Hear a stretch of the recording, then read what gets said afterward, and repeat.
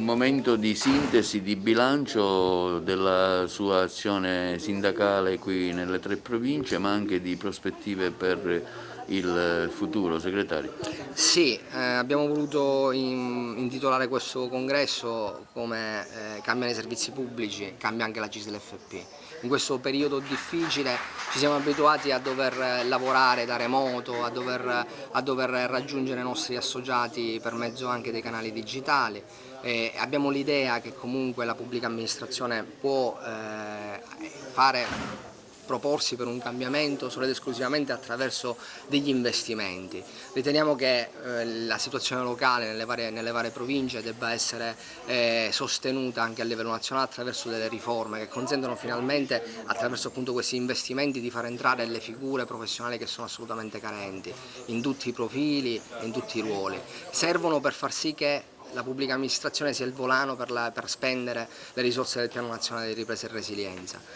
Come organizzazione ci stiamo strutturando cercando di far includere, non svilendo le specificità, i vari professionisti che lavorano sia nella sanità, attraverso appunto dei coordinamenti che stiamo facendo per i profili sanitari, gli infermieri e gli OSS, ma anche nelle funzioni locali per la polizia locale, i servizi educativi scolastici.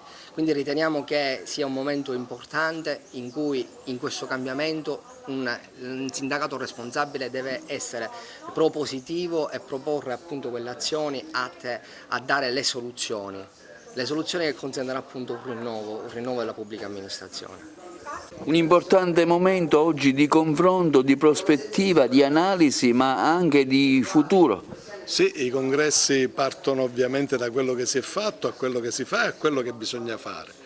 E noi come federazione ci stiamo impegnando in Sicilia, in particolare per una serie di debolezze che via via si stanno superando, a partire dal precariato della pubblica amministrazione, che è una piaga che però stiamo per andare a risolvere, anche se ancora non tutto è stato definito. Altri sono i temi che riguardano sia tutta la nazione, riguardo al rinnovo dei contratti, siamo vicini a quello delle funzioni centrali, mentre in Sicilia stiamo scontando ancora la difficoltà a definire l'esigibilità di un contratto che riguarda la dirigenza della Regione, fermo dal 1° di gennaio del 2006, unico comparto pubblico d'Italia a non avere ancora il contratto. Non molleremo, ovviamente vi sono dei problemi di tipo tecnico, auspichiamo che non siano di tipo politico, perché i contratti sono un diritto sancito dalla Corte Costituzionale per tutti, anche e in particolare per i dirigenti della Regione che devono avviarsi e seguire il Piano Nazionale di Ripresa e Resilienza. Ovviamente, come dire, sono motivati lo stesso, però è una di quelle questioni che non possiamo più consentire. Per i prepensionamenti dei lavoratori pubblici ci sono novità?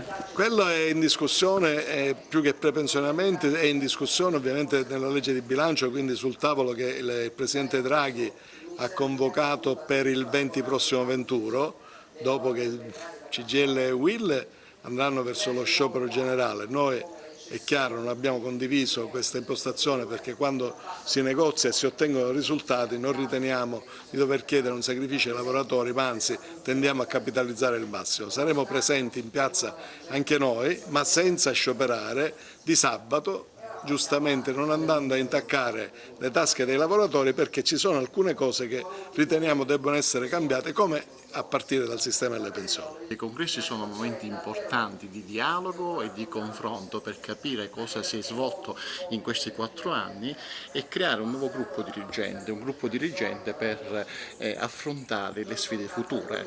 Guardate che questo è un momento particolare che stiamo affrontando in questi territori all'interno delle aree del centro Sicilia, perché questo congresso è un congresso che coinvolge non solo Agrigento, coinvolge Agrigento, Caltanissette e Enna, quindi tutte le aree del centro Sicilia, e le difficoltà che stiamo affrontando in questo periodo sono tante, per cui oggi con questo congresso si vengono a definire le linee guida e i futuri dirigenti di domani che dovranno governare questa federazione di categoria. A questo seguiranno anche altri congressi delle federazioni di categoria, sino ad arrivare al congresso confederale della CISL che si svolgerà il 17 febbraio del 2022 a Enna. La vostra funzione all'ASP qual è? La nostra funzione all'ASP è quella della tutela di tutti i dipendenti e la garanzia di una miglioria lavorativa lavorativa rispetto alla gestione che attualmente fino ad oggi, a seguito delle nostre numerose denunce, si è mostrata molto carente sia nell'organico che nell'organizzazione. Speriamo che con l'anno a venire e con la collaborazione della direzione che attualmente in carica si possano, diciamo, strutturare quelle condizioni per poter veramente trasformare una realtà che oggi veramente lascia molti strascichi dietro. Purtroppo adesso con le nuove elezioni RSU stiamo strutturando una squadra che ha l'unico obiettivo è quello del cambiamento.